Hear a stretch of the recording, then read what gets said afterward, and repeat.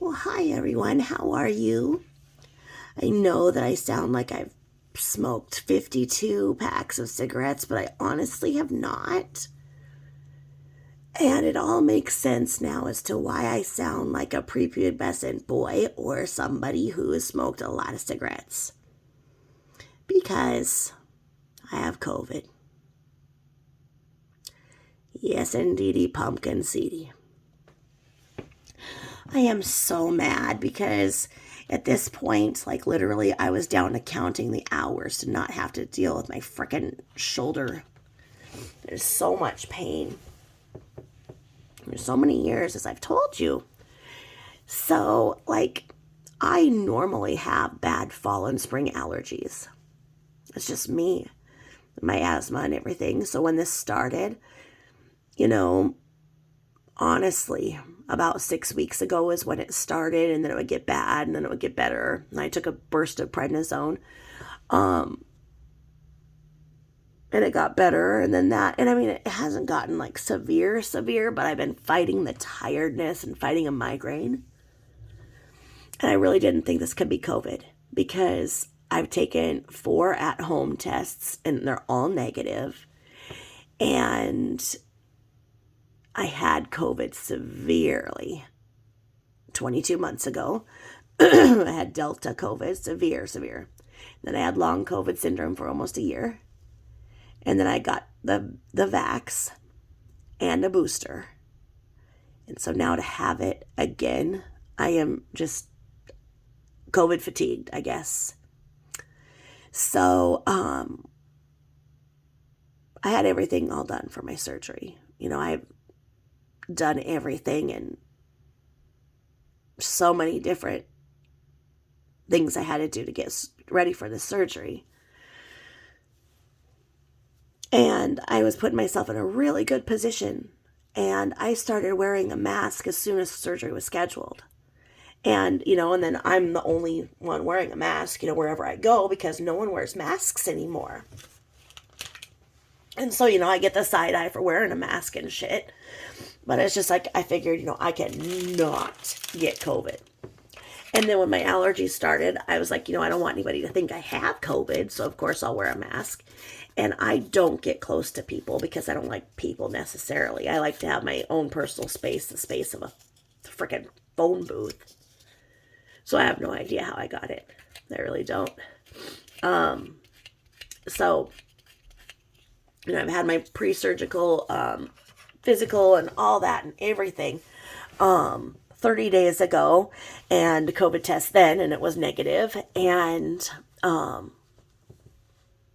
so then when I had my telehealth just a couple weeks ago with the allergies that just didn't seem to let up, then she was comfortable giving me a boost of steroids.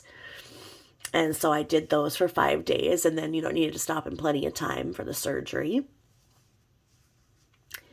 And then Monday, so you have to have, if you're having surgery now, you have to have a negative PCR test. So they won't accept like the ones that you can do yourself, like, because I've done a few of them through the drive-thrus at like the CVS or Walgreens, like those were accepted. The PCR, I guess, has to be administered by a health professional. And as I told you guys, she said, put your head behind, against the wall, so it's not like I'm going to fight you. And I'm like, oh, all right. And that bitch, I'm telling you, she scrubbed the inside of my thoughts, like to see if I'd ever even fucking thought of having COVID ever in my life. And I'm not so sure that she had scraped some shit from the time I had COVID 22 months ago without aggressively. She scraped the inside of my skull. I mean, my nose bled, and I told you guys about my party trick that when she did it, then I coughed, gagged, and peed all over everybody. And, so it's like, hey, look at how talented I am. I mean, my body is like multitasking. I'm amazing. And so that was Monday at 2. And so, I had done it through the clinic that the hospital is affiliated with, so that everything can be in the system and visible. And the whole plan was like, okay, so, if there was anything, we would be calling you, 24 hours is the worst case scenario, most of the time these are back and whatever. So, you would definitely know your results by Tuesday, whatever. I'm like, oh, okay, yeah. So I had called on Tuesday, afternoon. I hadn't heard anything and called and checked. And I was like, hey, did anything come through with my test or anything? And they were like, no, you would have gotten a call, but, we'll be sure. And they were like, yeah, yeah, okay, yeah, everything's good. You should be getting a call from the surgical nurse tomorrow. I'm like, okay, right on, right? So then I had not gotten a call. And I'm going, okay, it's 2:00 in the afternoon before the day before my surgery. I've not gotten a call from the nurse. I know enough to know when I'm not supposed to eat after midnight and everything, but they usually call. So I called to be sure. I was like, hey, I haven't gotten a call. Am I still ready for everything? I'm supposed to be there at 5:30 in the morning, I was like, tomorrow at this time I'll be all over with it, so everything's fine, right? And she's like, yeah, yeah, sure, we got it. And she asked my name and everything. She's like, yeah, yeah, okay, so here we go, and you're not supposed to eat anything after midnight, since you're the first case, you're going to go in the, and then we've got that. And she goes, wait, that's a positive. And I'm like, yeah, I'm B positive. That's my blood type. I'm thinking, what else could be positive? I can't be pregnant. The twins broke my uterus. I don't have a uterus. So nothing else could be positive, right? And she's like, no, your COVID test was positive. I'm like, but I called yesterday and they said, and she's like, no, sometimes it takes like the full 24 hours for it to show. But I already had COVID really bad, and this doesn't feel like COVID. It just feels like rotten ass allergies. And she's like, no, that's a positive PCR. She's like, you probably can't have surgery tomorrow. And I'm like, oh, how many days does that have to be put off, And she's like, I don't know. She's like, hold tight, wait for the surgeon to call you back. She said that, they've had a lot of positives this week, and it's kind of up in the surgeon's hands to whether or not they're actually going to cancel. And I'm like, hey, tell them I'm good. I'm not knocked on my ass. I'm just tired. I feel like I have allergies. I don't feel like I'm sick. I'm fine to go. And she's like, yeah, I'll tell them all that. Sorry, I would blow my nose. Sorry, I'm in gross one.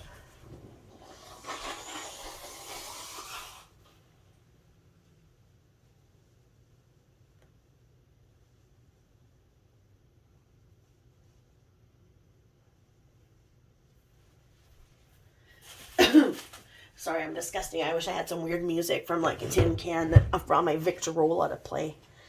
So you guys didn't have to hear that. I'm sorry. But anyway, so called the surgeon's office because, of course, would the surgeon's office actually fucking call me? No. And I said, call them. And I'm like, hey, got this, but just wanted to let you guys know that, I feel fine. I mean, this is just allergies. This isn't, anything that I don't ever have. And they're like, no, that's a positive PCR test. The standard is that once you have a positive PCR, you cannot have elective surgery for 7 weeks after. I'm like, no.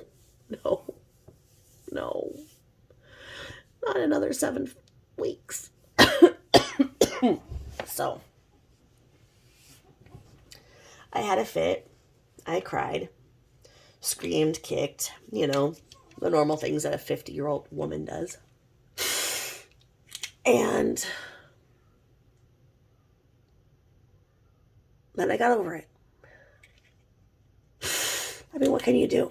Once again, I'm not vaping. This is my inhaler.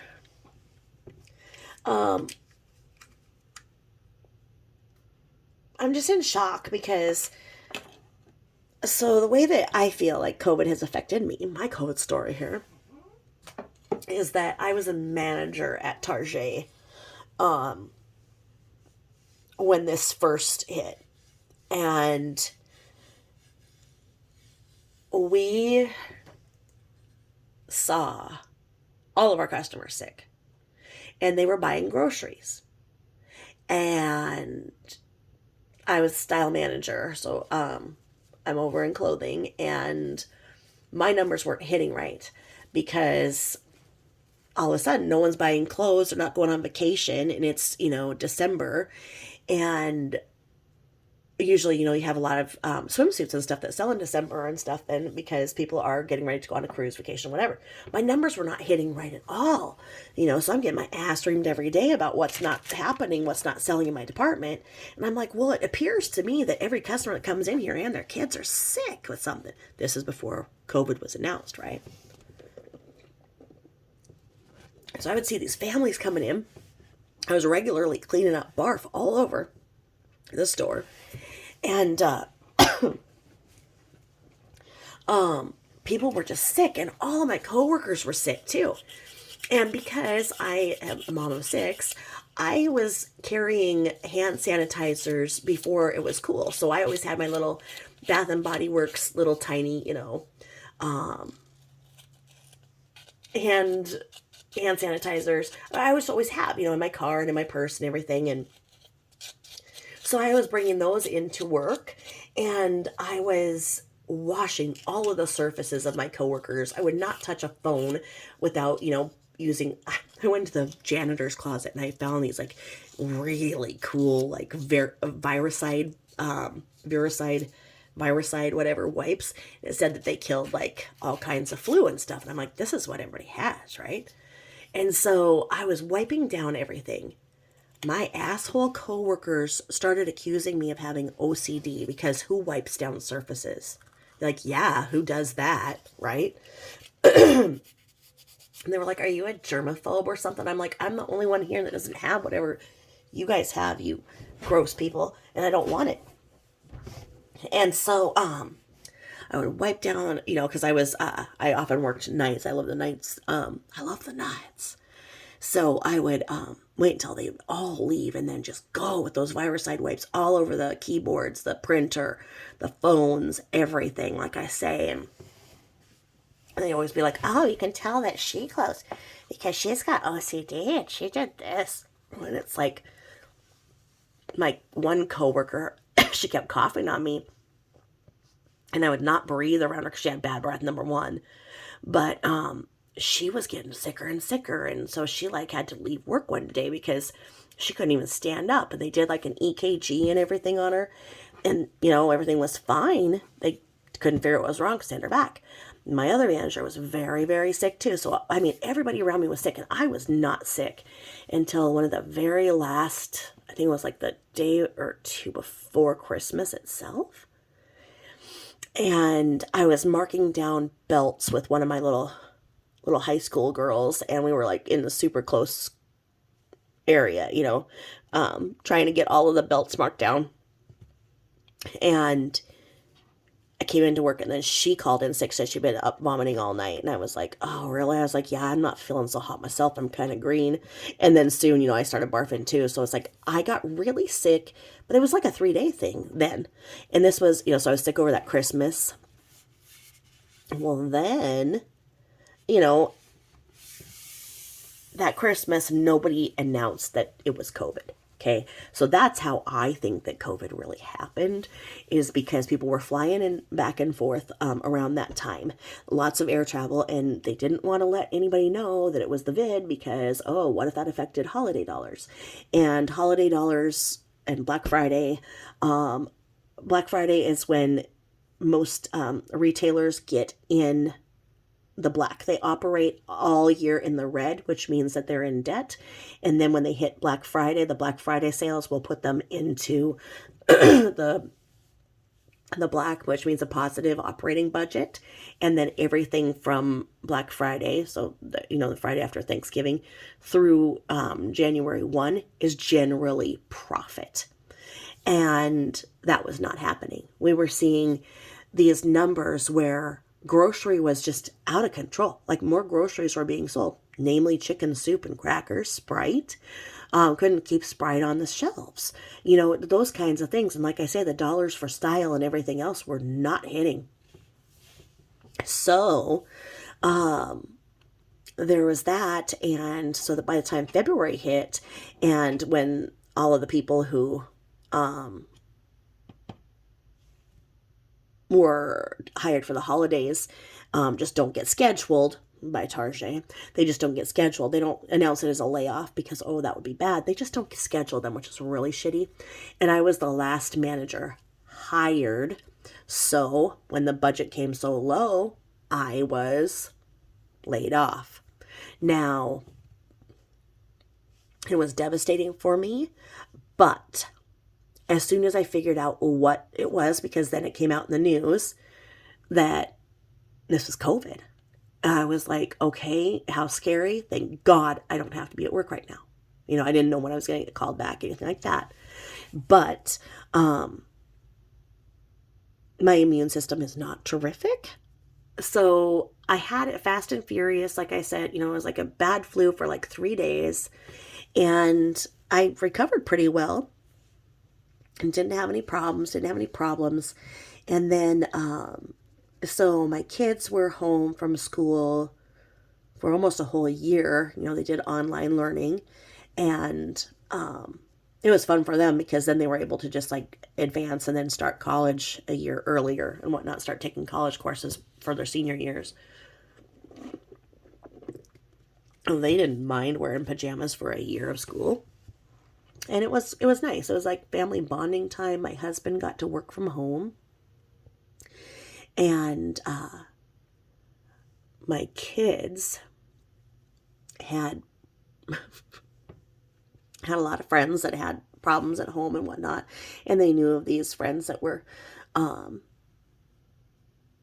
sleeping in their car and washing at the gym and stuff. So when all that shut down, my sons just brought them home. So then in the basement, so I didn't know how many kiddos I was feeding.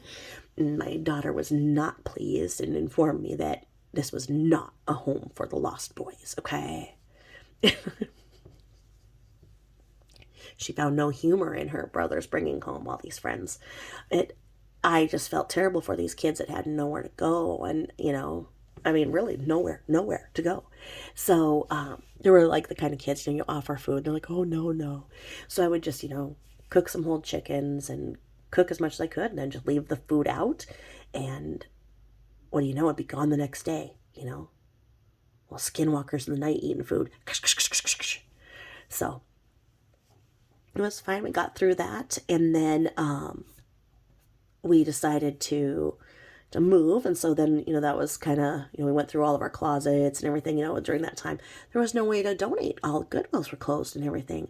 So I put an ad on Craigslist for, anybody who wanted stuff, for their boutique or whatever. I said I probably had enough to purge for, and so this guy, he was like, yeah, I'd love to have stuff in my store.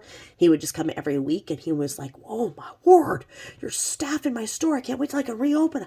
Never had stock like this, because I got rid of all my clothes that I had, for when I lived in Vegas and everything, because I just was not that kind of girl anymore.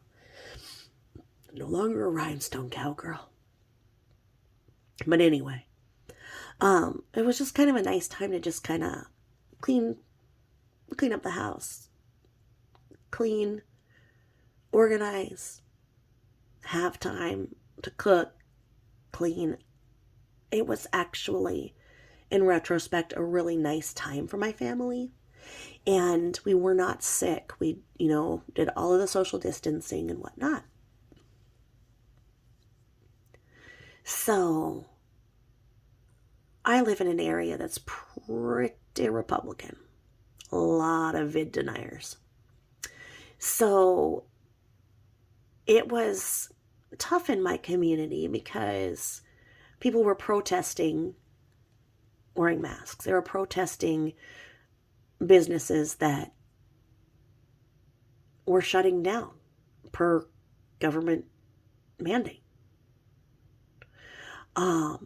And so this one time I was on the Dollar Tree, and this hag would not move from the area in which I needed to get, because I wanted to get to the shelf where it had fairy garden supplies. And she was on the phone talking really loud, and she didn't have a mask on or anything. And I had my mask on, and I'm social distancing as a responsible citizen of the United States. And I stay back, and I just look at her to like maybe get off her phone, or something, and I got my mask on. And she goes, what do you want? And I was like, oh, I'm sorry. I just kind of wanted to get into the shelf here and grab a couple things. She's like, well, why don't you do it? And I was like, oh, I'm sorry. I'm social distancing and you're right there and you don't have a mask on. And she's like, yeah, why do you have a mask on? What's your fucking problem? Why would you wear a mask? It isn't Halloween. And I'm like, ma'am, you look a lot better with a fucking mask, so why don't you put one on and save us all? Our eyeballs could use a break. And oh, it was on from there. And so this huge fight ensued. And lo and behold, every Republican had apparently been hanging out in the corners around the end caps waiting for a fight like this to happen. And so all of these nasty, bearded men came at me and were defending her and telling me that I was an idiot because I was wearing a mask. And this one man decided to be louder than them all.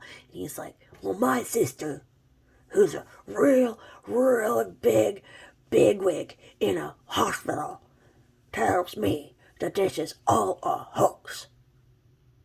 And I was like, what? I made him repeat it 3 times because he's an idiot, right? He's like, my sister, who's a real big wig in a big hospital, says this is a hoax. And I'm like, okay, so why don't we get your sister, who's like a bigwig, on the phone so that she can tell me it's a hoax? Put it on speaker, you fuck. And he's like, well, she can't take calls. And I'm like, because she doesn't say those things. I was like, there's no one saying that it's a hoax. He's like, she is saying it's a hoax. She is saying it's a hoax. I was like, and what would the end game be? Like, why? Why would your sister be telling you this of all people? And then this bitch with this big ass comes out and she said, I don't wear a mask because I believe in God and I am sorry that you don't. And I'm like, ma'am, what does God have to do with this? She's like, because if you believed in God, you would know that he would save you from any illness. And I was like, ma'am,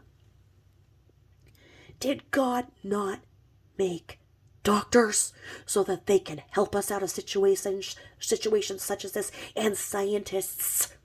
I was like, this is not a religious thing. This is not a political thing.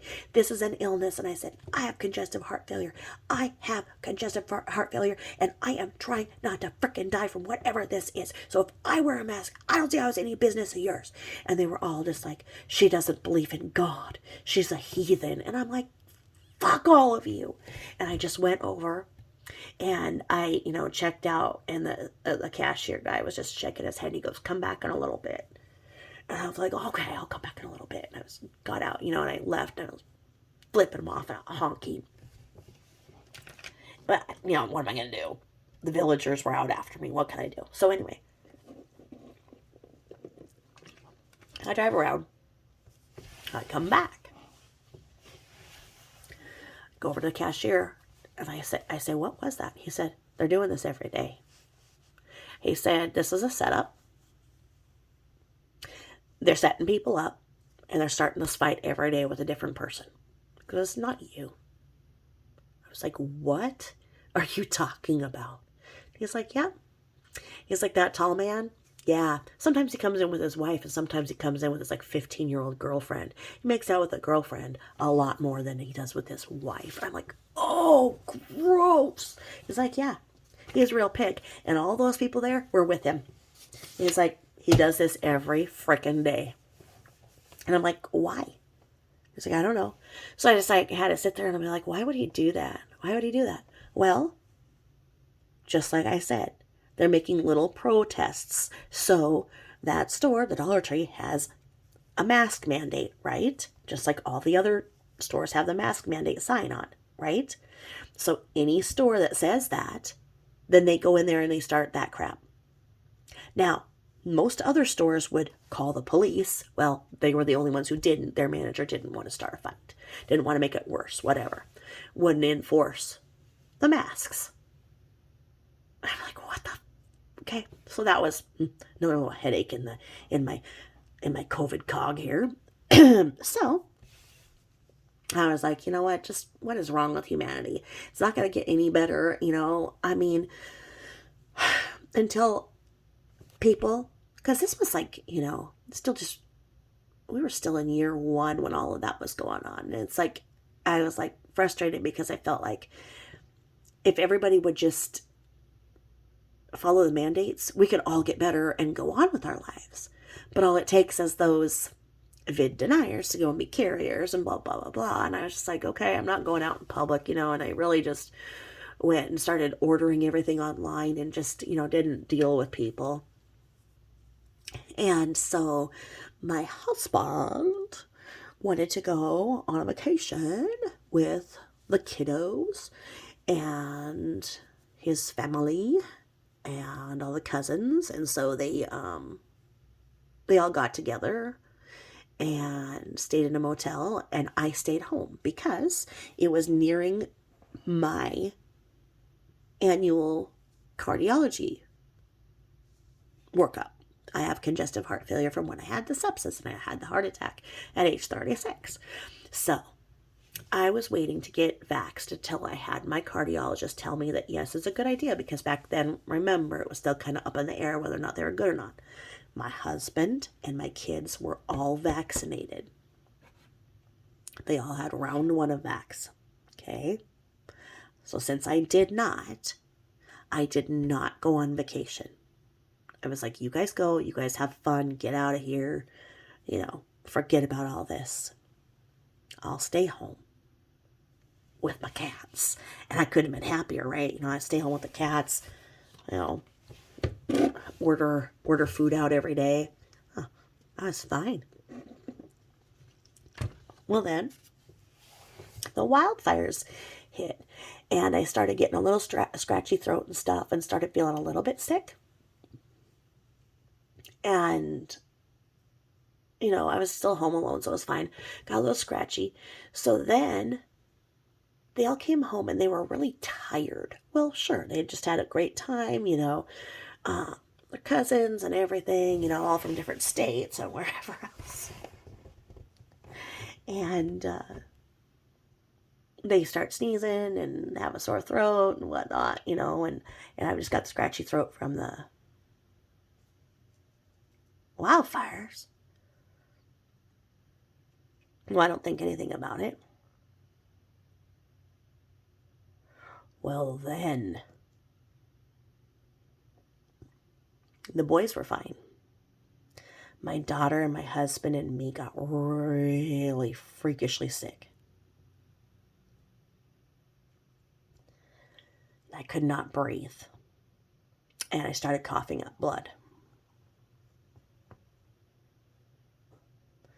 So I had my husband drop me off at the emergency room. It was full of all these people. And I couldn't even get in line to the triage to even check in. And the triage, or the check-in one, she said, all right, go take a seat. And I'm like, I can't breathe. I said, I have asthma and congestive heart failure. I can't breathe. And she goes, yeah, neither can anybody else. She goes, sit down. And I was like, well, how long can it be before somebody can, like, see if I have a good oxygen reading? And she's like, it's taken 45 minutes, so you might as well sit down and get comfortable. I was like, I don't have 45 minutes. I can't breathe. And she's like, ma'am, you need to sit down. I was like, no, you need to tell the nurse I can't breathe. And she's like, if you can talk, you can breathe, ma'am. And so then they called over to like the police thing, and the police took me outside, and I was like, I can't breathe. I'm having a hard time keeping my oxygen. I have a lifetime of asthma sufferer. Something isn't right. I don't know what's going on. I've had asthma from the wildfires. I can't breathe. Please help me. And they were like, it's going to be 45 minutes. So you need to just get comfortable, and you're talking fine. So you're just fine. And I'm like, I'm not. And so I called my husband and told him to pick me back up. And, I threw up a few more times. There was lots of blood and whatnot. And, called my doctor back, and she's like, go to another emergency room now. And I'm like, no, I'm not. I said, I'm fine as long as I'm on my CPAP. I can breathe as long as I have my CPAP on. And she's like, you need to go. And I'm like, no. I was like, it's just the wildfires. I'm fine. And she's like, okay, I'm writing it down that you're AMA, or you're not following my orders because you need to go. And I'm like, no, I can't go. I'm not going to be treated like that again. And I was, really sick and throwing up. And so I was like, what? I said, I saw a service on Facebook for IVs for people with a hangover. Why couldn't they come and help me? So I told my doctor I was going to call the hangover helpers. And she's like, well, what? She's like, have you been drinking? I'm like, no, but I mean, I just need an IV because I can't stop vomiting. And she's like, would you just go to another ER? I'm like, no. And she's like, oh my God. And so she's like, you're going to do what you're going to do. So whatever, let me know. And so I called the hangover people, and I said, hey, I've been throwing up. I just don't feel very good. I'm really fine as long as I'm on my CPAP, blah, blah, blah, blah. And I told them that I had congestive heart failure, and they're like, we can't because you have that. And I'm like, but I can't breathe. And they're like, okay, we have to make sure you have an ejection rate so that, whatever, something on a test. And I was like, my doctor will back this up. I just need fluid. So she's like, okay, fine. So then the hangover people called my doctor, and they all allowed it. And the hangover people came over, and they gave me a great IV that night at home. And I was fine as long as I was on my CPAP. My CPAP was saving my life. I could breathe as long as I was on my CPAP. So I just figured, it was just the, just the wildfires that started something or whatever. And the IV really helped me. Now, that's not covered under insurance. So, okay. We had the stimulus. That's what that's for, right? For emergencies due to the frickin' pandemic, right? So, okay, they had to pay for that. That's fine. So then my husband wakes up in the morning, and he is so sick, and he doesn't ever get sick. And my daughter was pretty sick, and she's pretty tough. And so they went to a walk-in clinic, and turned out they had Delta COVID. How? He's immunized. She's immunized. So what did that mean? They brought me from vacation? They brought me Delta COVID. So I had Delta COVID. So I was still coughing up blood, vomiting blood, blah, blah, blah, blah. I was so sad because then I figured, okay, this is what I have. And I called the service who came over and told them, and they were like, yeah, we're treating COVID in the home. So, we figured that's probably what you had, based on your symptoms, we're not surprised. Let us know if you need us again. And so, I went, I think a day and a half before then I went to the hospital again. And then my platelets were up like 4 times as high as they should be. And so they did a D-dimer test to see if I had a blood clot. That came back positive. So that I had to have like a spiral CAT scan of my lungs and whatnot. And my lungs were just disgusting because I had COVID-induced pneumonia. And I was very sick, but all hospital beds in my state and the surrounding states were all full. This is the time, and I don't know if you guys remember hearing about like the guy who had appendicitis. Died because there was no way for even a plane. A plane tried to get him to a hospital and he couldn't. So I had Delta COVID at the time when every single person was sick in the United States. I swear, had it. So I was very sick. So they said they couldn't see the blood clot, but everything indicated I had one. So I was supposed to come right back if anything changed. Okay, so if I'm still vomiting blood, everything, it made no sense, right? So anyway, so I made it like another 12 hours or whatever, and then I had the hangover people come back, give me another IV at home to get me back through. And by that time, my head was just out of control, just so bad. And so I did a telehealth with my doctor. My doctor took one look at me, and she called 911, and they took me down to the hospital. And at that time, the doctor there said that he had seen a handful of people with exactly what I presented with the high platelets and everything. And their spinal tap showed that they had COVID-induced meningitis. So my white blood count was super high. And he said that I could go with the working diagnosis that I have COVID-induced meningitis, or I could push for the spinal tap, which was risky with the white count and blah, blah, blah to confirm it, or we could do this. I was like, well, what's the treatment either way? Treatment's the same. Time and Reglan. So I was like, okay, Reglan it is. And went with that, and had to get another IV another 12 hours later. And as long as I was on my CPAP, I was fine. And what they did find out later is that CPAPs are essentially little mini ventilators. So it forces the oxygen in. So essentially, yes, my CPAP saved my life. And they started using CPAPs in nursing homes for nursing home patients. And then they had to stop because they were saying that it was actually spreading COVID from the machines blowing them out. It wasn't. These people were on CPAP, were having it anyway. But anything to make a buck, right? So if you are sick and you have CPAP, use your CPAP as much as you can, because that's what I did. I was on it 23 out of 24 hours a day. And that's what I've been doing, this week too. I have been supplementing. If you have a pencil, grab a pencil, guys, because I'm going to tell you. I take, as soon as I got sick, I started loading up. And I'll write this down. I'll put it somewhere too. So what y'all want to take, so this does not get too bad.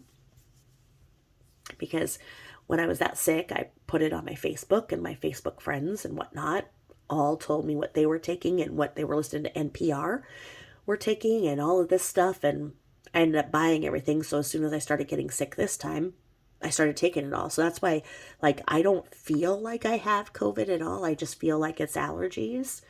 I am more tired than normal, and I didn't, my husband had plans the other night, and I did not feel like going out, so we did not go out. I was just I'm not going to risk it. I kind of feel tired. I don't want to get myself sick, so I'm not going to go out. But, and now get this. The only protocol now for COVID, if you pop positive, is to isolate for 3 to 5 days. And then that's it. So why on earth you can't have surgery for 7 freaking weeks? I don't know, but anywho, what you're going to want to do is you're going to want to buttload yourself with vitamin C. Okay, you're going to want to go on Amazon, and you're going to want to get these things. Don't go and buy them from your chiropractor, because it's so expensive to get them from your chiropractor. We all love ourselves our chiropractors, but you know what? The supplements there are so expensive. So just go to Amazon, and you can find most of what you need, what it is that you need. So what you're going to try to find is a bottle of liposomal vitamin C. Essentially what liposomal, I think, means is it's absorbable. So you're going to want to get that. Now, your vitamin C can't be absorbed unless you take zinc. So you're going to want to take zinc, Z-I-N-C, because that'll help your body absorb that vitamin C. You're going to want to take an antihistamine, like Claritin or Zyrtec, and you're going to want to take that probably twice a day, because your body does really start to see this as an allergy. And it does that to a lot of viruses. It sees it as an allergy. You're going to want to take Tylenol to medicate your fever and your headache. If your headache is bad, you need to call your doctor. I have Imitrex for my headaches. I also have Reglan if I need it. I have Reglan for my nausea, and I have Zofran for my nausea. Just stand by because of my illnesses. You're going to want to take Monolaurin, Monolaurin, I think is how it is. It is powdered coconut. It's very, very healing, and it's a good thing to take when you start to feel sick. You're going to take Monolaurin, and then you're going to want to take quercetin, Quercitin, I think is how it is. And I think that's a breakdown of turmeric ultimately, but quercetin, it's an immune system booster, and It's good for respiratory illness. And then your best friend is Mucinex. You're going to want to take Mucinex as often as you can per instruction. And because the body tries to attack the COVID with snot, with mucus, because I don't know why, but it does. And so if you can keep the mucus thin enough, then you won't get a sinus infection. It won't get, because otherwise it'll get in there and you can't even breathe through your nose. You can't swallow. Your throat's too sore from that mucus being on it, because the mucus is very abrasive to your throat. And it makes your stomach hurt from swallowing the snot. So, Mucinex. You can get Mucinex from the Dollar Tree. Generic. Generic is guaiafenessen. Guaiafenessen? Something like that. I don't have them near me, sorry. But guaiafenessen. It's the best thing. It used to have to be something that was prescribed. Now, as COVID is known to cause blood clots, you're going to want to take an aspirin a day.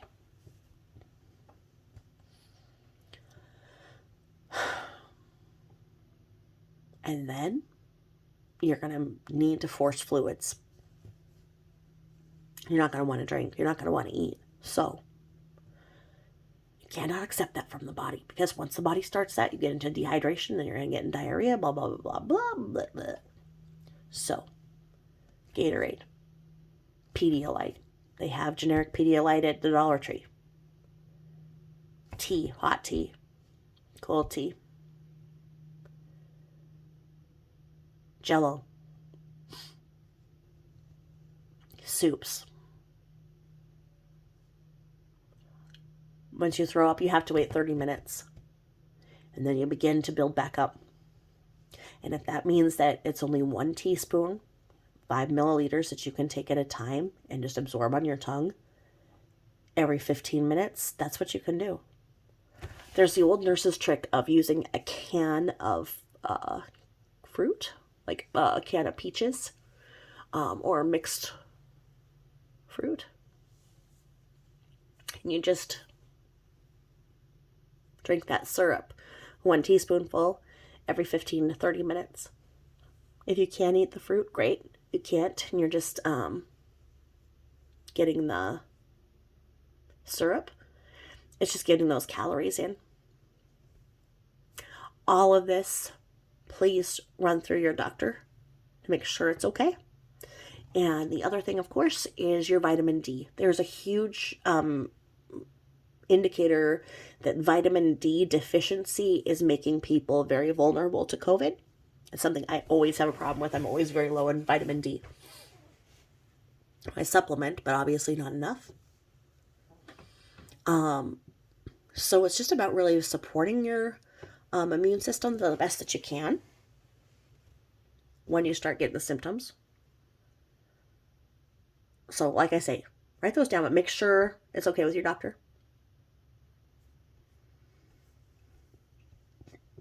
And I had to apologize to the scumbag attacker so bad for sending me flowers, because I feel so bad because I know I didn't have surgery. So now they're super, super early for my surgery.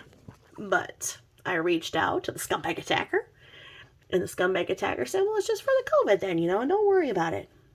Don't worry about it. And I'm like, oh, I feel so bad. I feel so bad. I just get more visiting time with my flowers. Aren't they just gorgeous? Amazing. Amazing. So, I thought I'd get on here and update y'all on my drama today. And what I am finding out is that COVID is rampant right now. Why is it rampant? Because no one thinks that it's a thing anymore, so they're not careful. Like I say, I'm the only one who wears masks. And I just don't mind wearing them because, I've got chin hairs and stuff. And so if I'm just running up to the post office or whatever, I don't have time to tweeze my chin, throwing on a mask is preferable. So with that, I'm just going to give you that shorty short and let you guys have this visitation with this beautiful arrangement with me. And I love your comments. You guys have been cheering me up so much because, like I say, today was a big blow. And then just seeing your guys' nice comments coming in was so nice. And I took a little nap earlier. And then I just woke up and saw a couple nice comments. I was like, you know what? I don't want to worry anybody that I'm having surgery because I'm not. So thank you once again, and I hope to give you better content in the next couple of days. Did you guys see that weird fuck out of Washaco, Wisconsin? I don't know what to think of that. Because there's that old saying that a client who represents himself... Wait, how does it go? Does it go, a client who represents himself has a fool for a client? How does it go? I can't remember. It's something like that, okay? I don't think that any lawyer could have handled him. I'm sure that several tried, and they were like, I'm peacing out, you fuck off and whatever. And then my friend today told me that he's affiliated with the Bloods, and I'm like, no. I mean, gang members have standards, and they would not accept him. There is no way. They would be like, no. No, you cannot. I don't think, no, the Bloods and the Crips, they'd be like, no, you go start your own gang called Crazy Asses, because there's something wrong with him, and I cannot believe that the judge continued to engage with him. I think that she should have recused herself. I think that it's ridiculous that she stood there and would yell back and forth with him. That was an immature and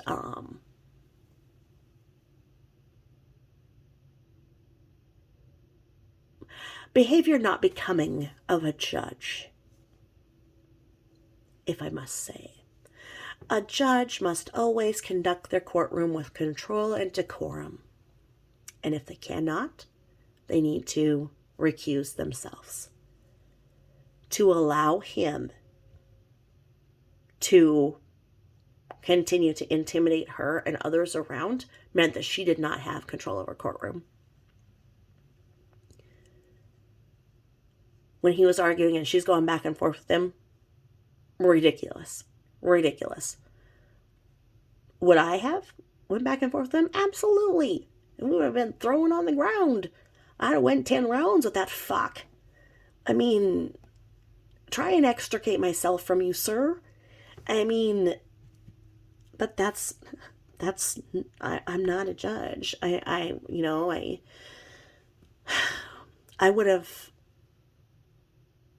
rather seen a very stern judge maintain control of the courtroom than what I saw go on. I think that she will have to answer for the way that she behaved. I have a problem with the fact that they have never really expounded on who the victims were. And I would like to focus on that. I mean, there was like this little group of the dancing ladies, this little group of these old women who'd been in the parade for how long? And then a marching band. I mean, the range of age of people who were killed from that bastard. You don't hear that.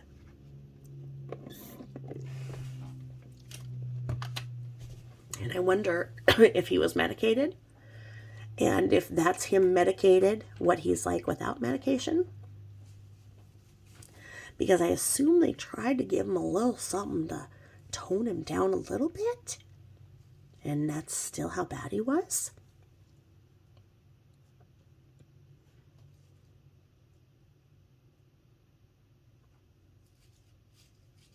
And the Quentin saga continues. And in the little news conference I saw the other day, when she said the words that when Leilani said, I can't even go and appreciate the memorial for my son out there because of the protesters. And her mom like turned and had to look away because, you know, her mom was about ready to bitch slap her. Like, okay, there's a way for you to play the victim. Does that mean that you know that your son isn't here because you are complaining because you can't go and enjoy the memorial for him? The fuck? I can't believe that ugly bitch has 3 kids. And it's disgusting that her mother had been covering for her, because CPS did take away her parental rights and did give them to her mother, but then apparently they never checked in. And the mother says that she did what she did because she didn't want Leilani to feel what it was like to not have her kids, because when she was a young mother, her kids were taken from her too. Okay. So I think that these tragedy pimps who are going and making ass clowns out of themselves standing in front of their house,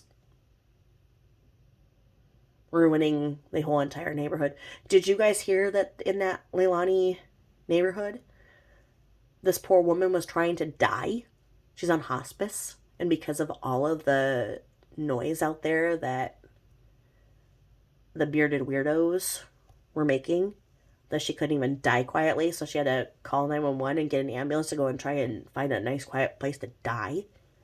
That she couldn't even die peacefully in her own home because of the idiots out there. And I don't understand who gives money to that. That's not a part of our justice system. That's not how we do it. We don't have hangings and stoning in town square. And if that kind of behavior is going to be encouraged, well, we're going to have anarchy and that kind of stuff. If anything, the place that should have protesters outside of it is Child Protective Services, the Department of Human Services, whatever they call it over there. That's where the protesting should be.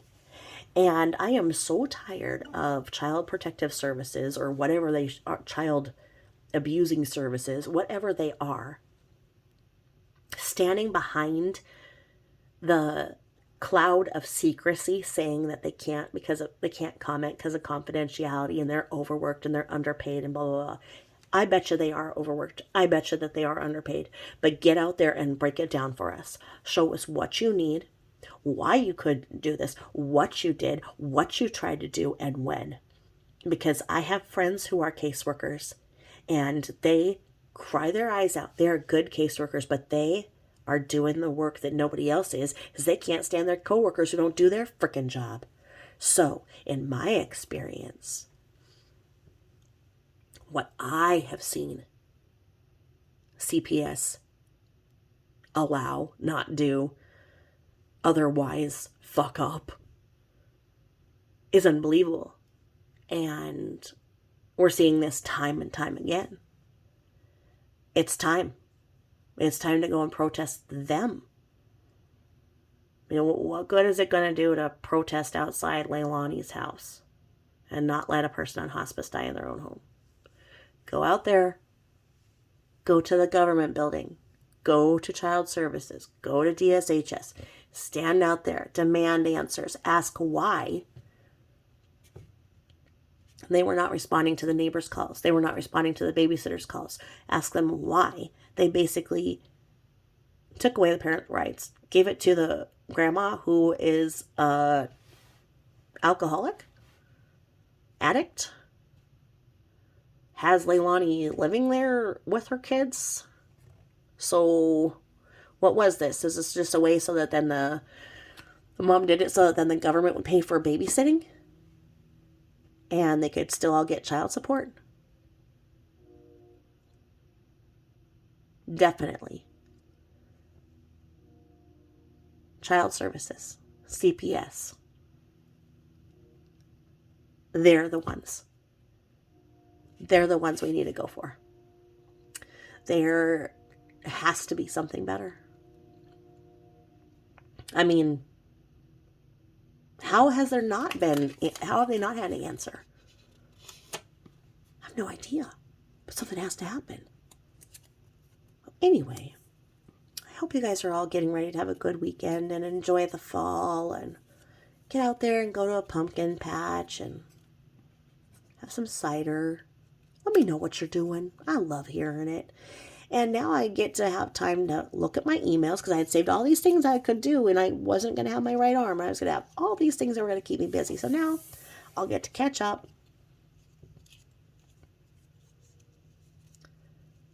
I love hearing from you guys. TabithaJane0@gmail.com. So, like I said, let me know what's going on. Send me pictures of your lives. Send me pictures of what you're doing. I love it. I love it. I'll never share them. I promise. All right. Okay, well, thank you so much for listening, and thank you for cheering me up because I know that you guys had a huge role in keeping my spirits up, and, you guys are amazing to me. I love y'all. All right, well, thank you. Bye-bye.